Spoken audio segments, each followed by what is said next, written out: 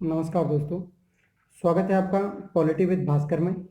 आज हम जानेंगे सिटीजनशिप के बारे में। नागरिकता क्या है भारत की और किस तरीके से ये वर्णन संविधान में किया गया है। अनुच्छेद 5 से अनुच्छेद 11 तक इसके बारे में वर्णन है। तो इसके बारे में जानेंगे कि सिटीजनशिप नागरिकता क्या है, साथ में इसके क्या कॉन्स्टिट्यूशनल प्रोविजंस हैं, संवैधानिक उपबंध क्या कहते हैं, इसके बारे में हम इसको विस्तार से समझेंगे। वास्तव में किसी भी व्यक्ति का किसी देश के साथ जुड़ाव और उसके अधिकारों के बारे में नागरिकता से संबंध होता है।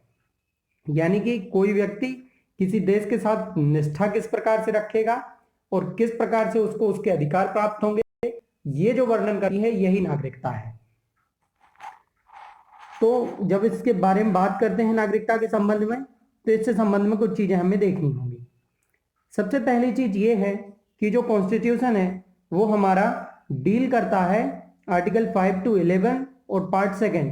पार्ट फर्स्ट हमने पढ़ा था जिसमें इंडियन कॉन्स्टिट्यूशन के बारे में दिया गया था कि इंडियन कॉन्स्टिट्यूशन की जो यूनियन और इट्स टेरिटरी जो इंडिया की है, कहाँ तक इंडिया फैला हुआ है, क्या इंडिया के राज्य क्षेत्र हैं, उन सब के बारे में आर्टिकल 1 to 4 दिया गया था। यहाँ पे हमारा आर्टिकल 5 to 11 दिया गया है और पार्ट सेकेंड यहाँ पे मौजूद है।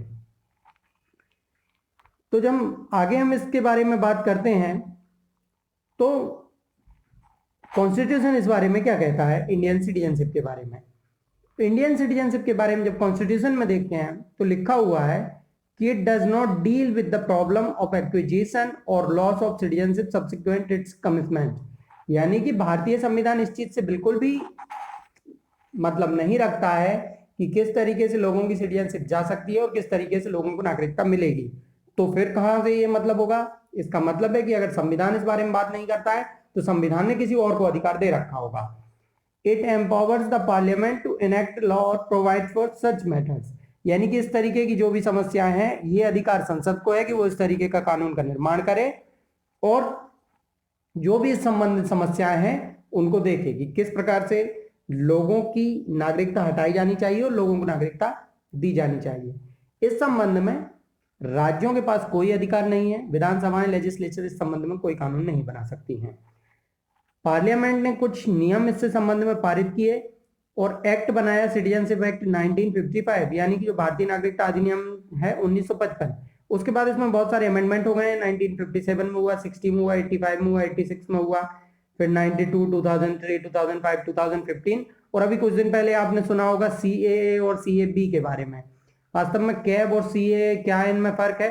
तो जो बिल जब लाया गया तो सिटीजनशिप अमेंडमेंट बिल था, वो जैसे ही प्रेसिडेंट ने उस पर सिग्नेचर कर दिया तो वो एक्ट हो गया, तो अब CAA कहलाया जाने लगा, सिटीजनशिप अमेंडमेंट एक्ट। राज्य बहुत सारे इसका विरोध कर रहे हैं, लेकिन विरोध करने से कुछ नहीं होगा। यदि पार्लियामेंट ने इसको पारित किया है तो ये लागू होगा ही होगा। राज्य इसके लिए मना नहीं कर सकते हैं। यहाँ तक कि सरकार के पास इतनी शक्ति है कि यदि कोई राज्य कानून के विरुद्ध जाता है तो 356 लगा के, राष्ट्रपति शासन लगा के वहां की सरकार को हटाया जा सकता है। इसलिए इसका विरोध करना अलग बात है, लेकिन लागू करना एक अलग बात है। इसको लागू करना ही पड़ेगा। अगली बात अगर हम आगे देखें तो एक्विजिशन के बारे में यहाँ पे बात करते हैं कि किस तरीके से नागरिकता प्राप्त होती है। तो नागरिकता प्राप्त करने के लिए 1955 का जो एक्ट है उसमें कुछ चीजें दी गई हैं। तो उनमें क्या क्या है? भारतीय लोगों को जो नागरिकता मिलेगी या किसी अन्य व्यक्ति को नागरिकता मिलेगी, यानी नागरिकता के लिए जरूरी नहीं है कि उसका जन्म भारत में हुआ हो, किसी और तरीके से भी नागरिकता प्राप्त की जा सकती है। तो जन्म के द्वारा नागरिकता प्राप्त होती है, यानी कि जन्म अगर उसका भारत में हुआ है। डिसेंट, इसका अर्थ होता है वंशानुगत, यानी वंशानुगत तो उसको नागरिकता प्राप्त होती है, यानी किसी के माता या पिता दोनों में से कोई एक भारत के हैं तो भी उसको नागरिकता प्राप्त हो सकती है। उसके बाद जो होती है रजिस्ट्रेशन के द्वारा नागरिकता प्राप्त हो सकती है, यानी पंजीकरण कोई व्यक्ति करवाना चाह रहा है, यानी 7 वर्ष या उससे अधिक भारत में रहा है और वो चाहता है कि भारत का नागरिक बनना, तो भी वो भारत का नागरिक बनने के लिए आवेदन कर सकता है और आवेदन के द्वारा फिर उसको नागरिकता के लिए सरकार आज्ञा दे सकती है। तो इसी तरीके से अक्षय कुमार को आपने देखा होगा, कनाडा के नागरिक हैं, लेकिन वर्तमान में उन्होंने अप्लाई कर रखा है भारतीय सिटीजनशिप के लिए। अदनान सामी का नाम आपने सुना होगा, ये पाकिस्तान के नागरिक थे, अब वर्तमान में भारतीय नागरिक हो गए हैं। इसी तरीके से सोनिया गांधी जी थी, वो पहले इटली की नागरिक थी लेकिन वर्तमान में वो भारतीय सिटीजन है। तो इस तरीके से भारतीय जो नागरिकता है वो ये नियम देती है 1955। इसमें जो भी कुछ अधिकतम है वो मुख्य रूप से आपको जो देखने को मिलेंगे वो है कि क्षेत्र सम्मिलित होने पर, यानी कि एक तो हमारा दिया बर्थ जन्म पर, डिसेंट यानी वंशानुगत, रजिस्ट्रेशन के द्वारा। उसके बाद है नेचुरलाइजेशन। नेचुरलाइजेशन का मतलब है देशीयकरण द्वारा।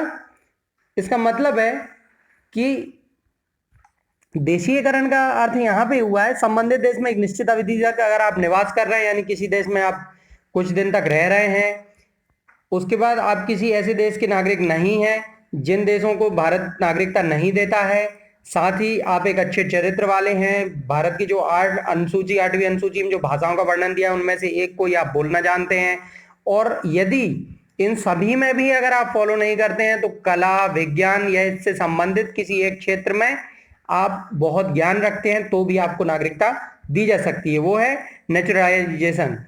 इसके अलावा क्या है, इनकॉर्पोरेशन ऑफ टेरिटरी। कोई ऐसा राज्य क्षेत्र जिसको भारत अपने में अधिकृत कर ले उसको भी नागरिकता दी जाएगी। किसके द्वारा? 1955 के सिटीजनशिप एक्ट के द्वारा। यानी कि यदि कोई ऐसा देश जिस पे भारत कब्जा कर लेता है या वो भारत में शामिल होना चाहता है तो ऐसे देश को नागरिकता 1955 के अधिनियम के द्वारा दी जाएगी। जैसे कुछ राज्य आपको देखें तो दादरा एवं नगर हवेली था, 1961 में भारत में शामिल किया गया 10वें संविधान संशोधन से। इससे पहले पुर्तगालियों का शासन इसमें था। सिक्किम की अगर हम बात करें तो सिक्किम 35वें संविधान संशोधन द्वारा 1974 में भारत में शामिल किया गया। इससे पहले ये इस पे चोग्याल वंश का शासन था, यानी कि ये भारत में शामिल नहीं था।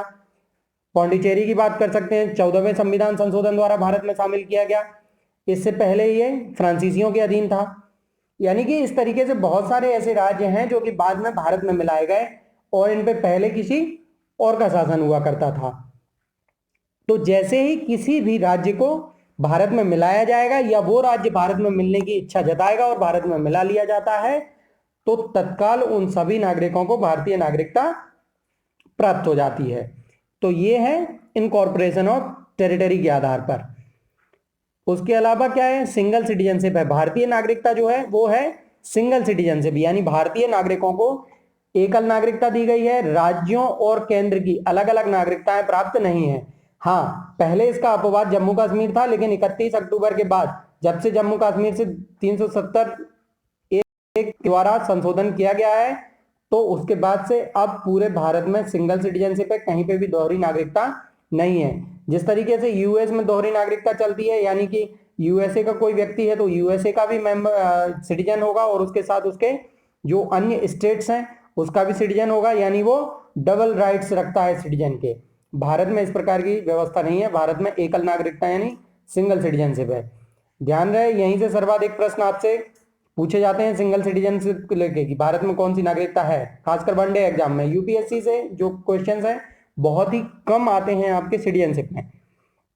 बात करते हैं लॉस ऑफ सिटीजनशिप, यानी सिटीजनशिप भारत की कैसे गंवाई जा सकती है। तो जो भारत की सिटीजनशिप है 1955 एक्ट में ही दिया गया है कि किस तरीके से लॉस हो सकती है। लॉस करने के लिए भी कुछ नियम है। तो उसमें क्या है, जिस तरीके से जैसे एक्वायर्ड की गई है नागरिकता उसी तरीके से छोड़ी भी जा सकती है। तो भारतीय नागरिकता को छोड़ने के लिए नागरिकता का परित्याग, यानी कि कोई व्यक्ति अपनी क्षमता और उसकी आयु हो चुकी हो और वो चाहता है कि मैं भारत छोड़ना चाहता हूं और किसी अन्य देश में निवास करना चाहता है तो भारत की नागरिकता छोड़कर किसी दूसरे देश में जा सकता है। लेकिन ध्यान रहे कि यदि युद्ध वगैरह इस प्रकार के कोई चीजें चल रही हैं तो भारत ऐसे समय पे अनुमति देने के लिए जरूरी नहीं है। वो चाहे तो उस समय आपको अनुमति ना दे कि आप नागरिकता छोड़ें, क्योंकि युद्ध के समय कोई भी व्यक्ति बाहर जाना चाहता है तो हो सकता है डर के कारण जा रहा हो या फिर वो किसी दूसरे विदेशी राज्य से मिल सकता है, शत्रु राज्य से, इस कारण से ये अनुमति नहीं है। दूसरा बर्खास्तगी, यानी कि मान लीजिए कि उसने कोई कानून लागू था उसको पूरी तरीके से तोड़ दिया है, भारत के खिलाफ किसी दूसरे देश के साथ शामिल हो गया है, भारत में युद्ध के लिए उसने कुछ ऐसी चीजें की हैं, यानी कि देशद्रोह वाला मामला किया है, तो भी बर्खास्त किया जा सकता है, यानी कि एक तो हो गया रिनंसिएशन के द्वारा, दूसरा हो गया टर्मिनेशन के द्वारा, उसके बाद है डेप्रिवेशन के द्वारा, यानी कि वंचित किए जाने पर। अर्थात ऐसा व्यक्ति जो भारतीय नागरिक हो या देशीकरण द्वारा पंजीकृत किया गया हो, उसके बाद उसने उसमें कुछ झूठी चीजें लिखी हो, पंजीकरण किया गया था जैसे कि 7 साल भारत में रहना था लेकिन उसने दिखा दिया जबकि वो रहा ही 5 साल हो, और उसके साथ भी उसने कुछ ऐसी झूठ बोली हो, या फिर वो एक अच्छा नागरिक होना चाहिए था लेकिन अच्छा नागरिक नहीं है, 8 भाषाओं में से किसी एक भाषा का ज्ञान होना चाहिए था, 8वीं अनुसूची की किसी भाषाओं में से ज्ञान होना चाहिए था, वो भी उसको नहीं था। तो ऐसी झूठ अगर पकड़ी जाती हैं तो भी डिप्रिवेशन के द्वारा वंचित किया जा सकता है। तो ये कुछ यहाँ पे सिटीजनशिप के लॉस के तरीके हैं कि कैसे भारतीय नागरिकता का परित्याग हो सकता है। उसके बाद कुछ और अदर कैटेगरीज भी सिटीजनशिप की हैं जिसमें आपके नॉन रेजिडेंट इंडियन आ जाते हैं, यानी एनआरआई किसे कहते हैं, person of Indian origin PIO आ जाते हैं। पीआईओ कौन है? Overseas citizen of India, OCI card holder, इन्हें क्या कहते हैं? क्या इनको भारतीय नागरिकता मिलती है कि नहीं मिलती, मत देने का अधिकार नहीं मिलता है कि मिलता है, इस तरीके की जो भी बातें हैं ये अगली वीडियो में मैं आपको बताऊंगा।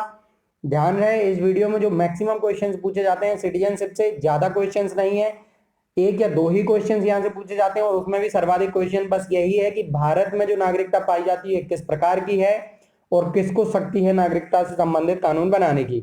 इसके अलावा भारत में जो भी क्वेश्चंस होते हैं उनमें जल्दी इस प्रकार के प्रश्न नहीं आते हैं। तो पॉलिटी विद भास्कर को सब्सक्राइब करिएगा, शेयर करिएगा। Thank you so much.